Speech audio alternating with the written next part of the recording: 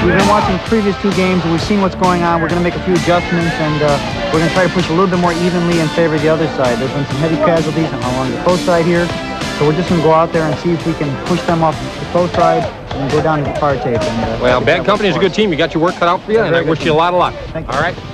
Change that thing where Adam was. That's play it Q1. Right away, let's get that stuff in there. Remember, tiebreakers, we go on. No matter what, we come at the end, baby. So let's not go out like this. Ready? We go on. Hey, we don't have to go at the end. We're up. Hey, listen, we're a better team, 1 through 10. You guys don't forget that. We are a better team than they are. Every person in this field can win this game. Unfinished business. Come on, bring it. Come on. Get it up. How are we going to run? How are we going to hit? What are we going to do? Win!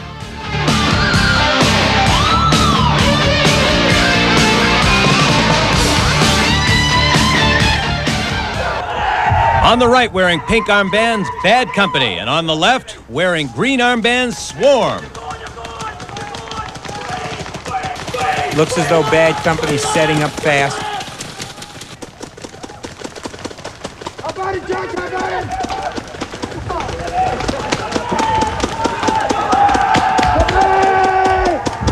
The 1995 World Paintball Championships are brought to you by National Paintball Supply, distributors of paintball products with the player in mind. Paintball frenzy in the forest between Swarm and Bad Company. Hi, everybody, and welcome to Orlando, Florida. We've come to Paintball World to enjoy the 1995 World Paintball Championships going on. I'm David Sparks, and with me is Jerry Braun, who is the editor of Paintball Sports Magazine. Jerry, we got two teams here.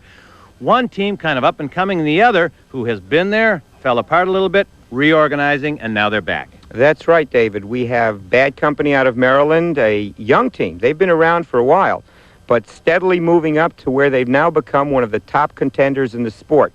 We have Swarm, a venerable old team. They've been around since the mid-'80s. They were on top. They kind of went down, had to go through a rebuilding process, and they're back up and coming on hard.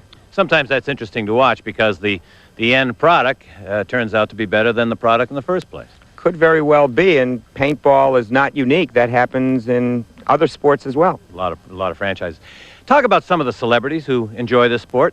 You have rock stars, you have movie stars, you also have sports stars. In fact, Howard Johnson, Hojo, and Andy Bennis of the Padres have a team called the Strikers.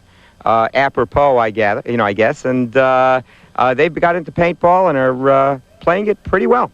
One has to believe that one of these teams would be licking their lips over the possibility of an Arnold Schwarzenegger showing up someday. Probably so. I think he would make a rather big and tempting target. Okay. Thank you, Jerry. All the action just ahead. Don't you dare go away. The Swarm is set up deep in their own territory around their 30-yard line and below.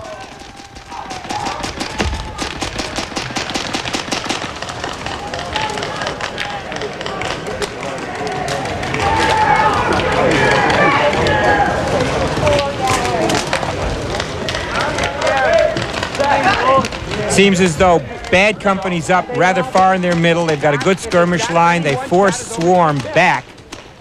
We can see how Bad Company controls the bunkers, controls the center position, and really dominates the whole width of the field at around the 50-yard line. Swarm cannot advance. They are back, and Ron Petrucci, their captain, is taking a lot of heat. He's the furthest one up around their 35-yard line.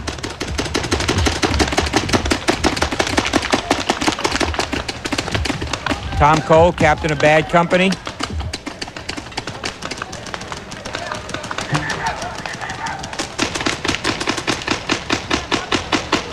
Swarm is just zoned throughout the entire length of the field around their 30-yard line firing.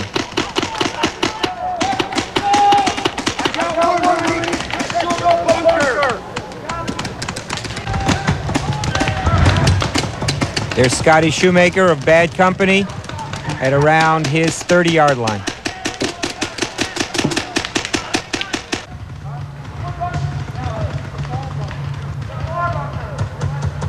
Field's a big field, David. About twice the size of a football field.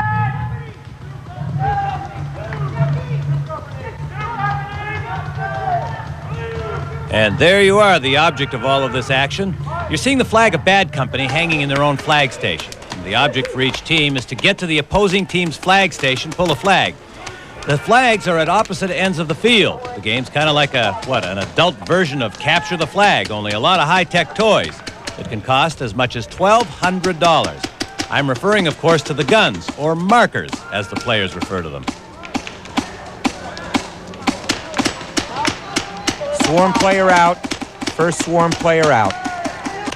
And while we're talking about players going out, let's review the scoring structure. Teams get 3 points each for each opposing player eliminated. 10 points go to the team that pulls the first flag from the opposing team's flag station, and 60 points go for a flag hang, meaning the opposite team's flag gets pulled and then hugged in their own flag station.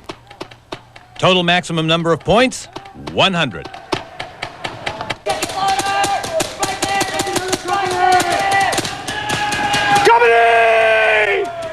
He's yelling company. That's the code for another swarm eliminated. Which means that a second player is out, meaning that there are 8 left since there are 10 players per team. There's Jeff Shank at the 50-yard line bunker. Bad company. Right there, buddy, right there! Get on him! Right there! Jeff is shooting at Dave Kilborough's swarm.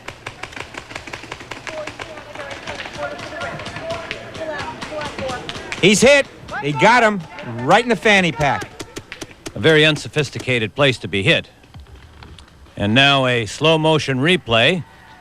Another shot of the shot, so to speak. Ouch! And in comes the referee. Another swarm is out. Another swarm is out. They're screaming company again, and that's a signal that another player is out. So that's the 4th swarm player out to no players eliminated from Bad Company. Total points right now, Bad Company with 12, 3 points per eliminated player, versus Swarm with no points. Bad Company, a commanding lead.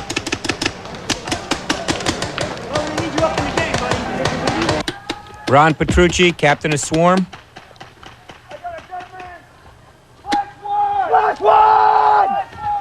Ron has just indicated a Bad Company is out. Splash 1, a Bad Company is out. That means that Swarm now has 3 points to Bad Company's 12. Jeff! Where's my cover fire? That's a good question. Where is his cover fire?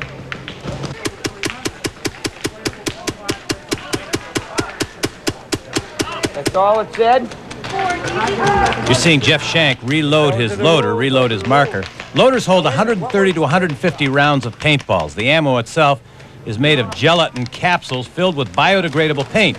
Now, the markers are powered by compressed CO2 or nitrogen.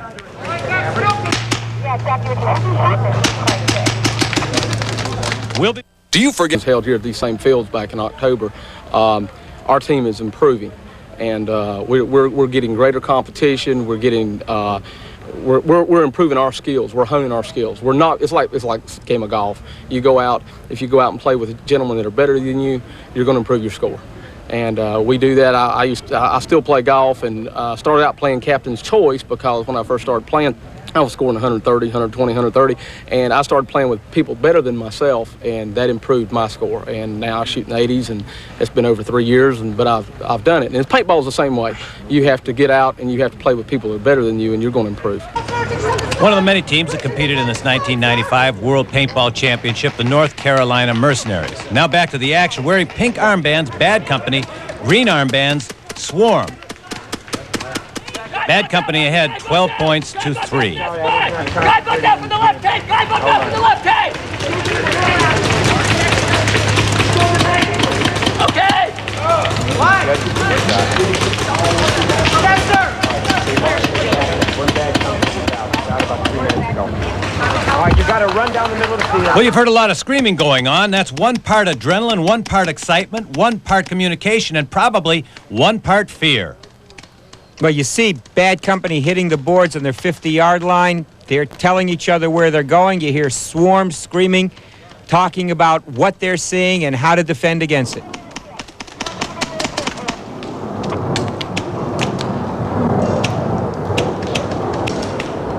There's O. Pollock of Bad Company crawling up around his 50-yard line. Yeah! Benjamin 12! Benjamin 12! Another Company yell, another Swarm player eliminated. Bad Company with 15 points, Swarm still with 3.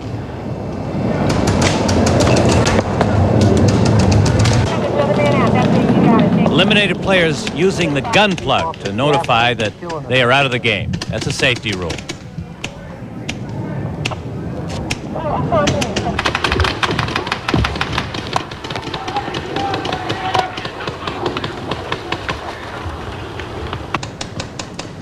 Swarm players static. They can't move. They can only stay in their position right now.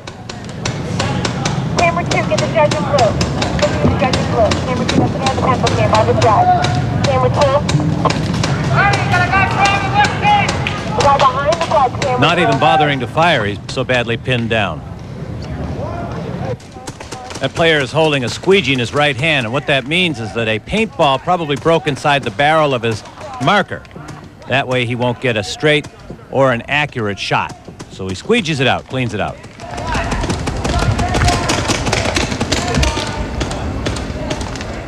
All about the flag, David.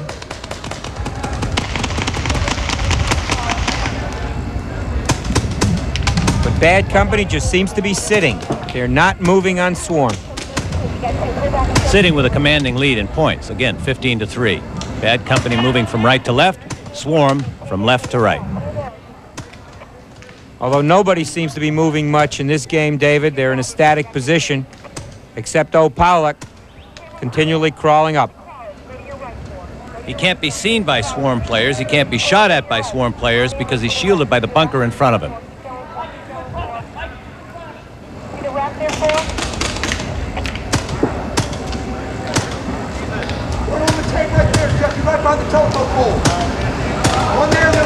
Bad Company is in a dominant position in their middle. They control the middle.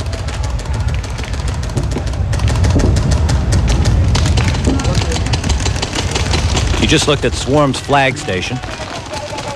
The yellow flag. And look at how deep Swarm is. Back toward their flag station.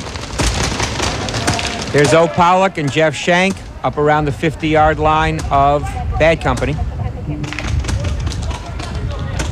Meaning that the Holy Grail in the form of Swarm's yellow flag is approximately 100 yards away. There's another Bad Company player about 40 feet to O. Pollock's right, moving into Swarm territory. Bad Company dominates the middle.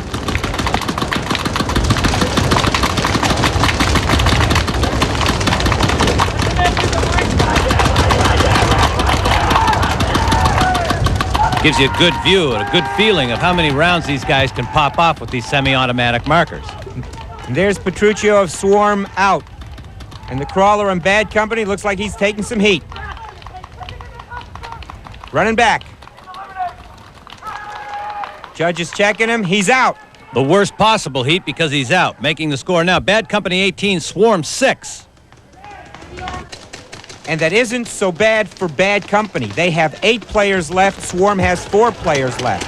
Bad Company still controls the entire middle. Swarm is still down, still taking heat, unable to move.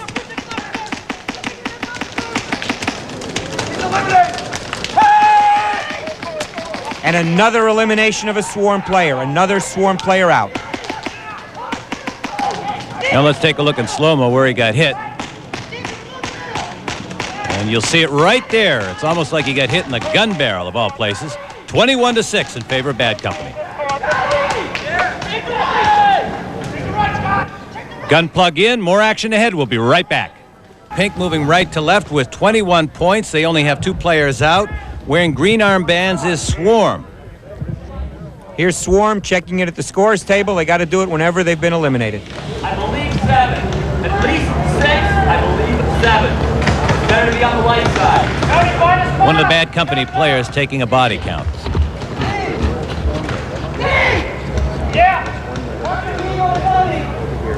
And they're in an overwhelming position. Ahead 8 players to 3. Dominant position on the field, on the middle. It's a 20-minute game. Even if either team doesn't capture the flag, they can win on points. Get a spot where you can play from. Yeah. Right by the telephone pole, 10 yards. Yeah. Come on in! What do you have on your side? Can't see anything. Both sides are dug in. Oh, the puck spread. Hold on. Listen! I will leave. Bad company by choice. Swarm by necessity. Listen up! Yeah. If all goes green, we are permanent blue. If all goes green, we are permanent blue. That's down. Jerry, he's yelling permanent blue and then mentioned something about green. Talk about that. Well, they're saying O goes green means O is going to go for the flag. The rest of them remain permanent blue means the rest of them remain in their positions because they have such a dominant advantage in numbers. They are up 8 players to 3. On the other hand, they seem to be dug in, does Bad Company, and it seems like that's when a hockey team or a basketball team gets way up ahead, they start playing to hold the lead as opposed to continuing that aggressive format that got them there in the first place. Generally, it's a smart strategy, but in this case, there goes O. O is going to position himself, going to see if there's a line into Swarm's flag station. As I said, generally, it's a good strategy. But in this case, Bad Company is up so significantly, I got to question what they're trying to do now in terms of holding. There's always the possibility of a hot gun penalty, meaning that the chronograph will reveal, after testing, that the gun shot at the more than the maximum of 300 feet per second. So they could take a penalty, and then they could lose the points that they've got. Yeah, they could, because every foot fired over 300 feet per second would mean penalty points. They could get a maximum of 50 penalty points. If they got a maximum hot gun penalty, even one, it would more than offset every elimination that they got so far. It's a sound strategy when you're up a few eliminations, but when you're up 8 players to 3 with this kind of domination of the field, then you should shift your attention to capturing your opponent's flag and guarding against just those kinds of penalties that could send you home. And they're not doing that. They are digging in. They are not moving. O isn't moving, and O's got the, can we say, green light, David, to go for the flag. Sounds like you're saying to Bad Company, Jerry, go team, go.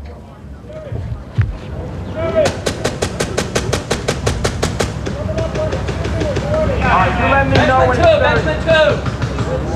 Yeah. Everybody load it up.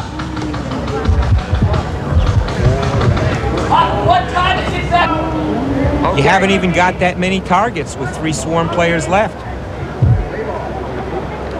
Leffler and Shank in the bunkers were just looking around. Yeah, look on the tape. Jack, look on the right side.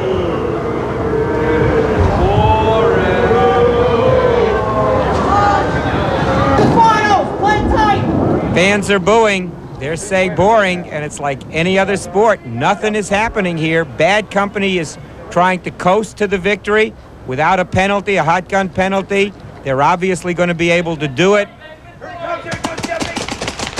There goes the Swarm player up.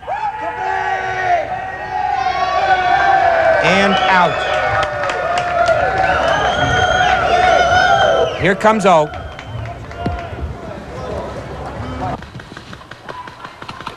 Here comes Shank.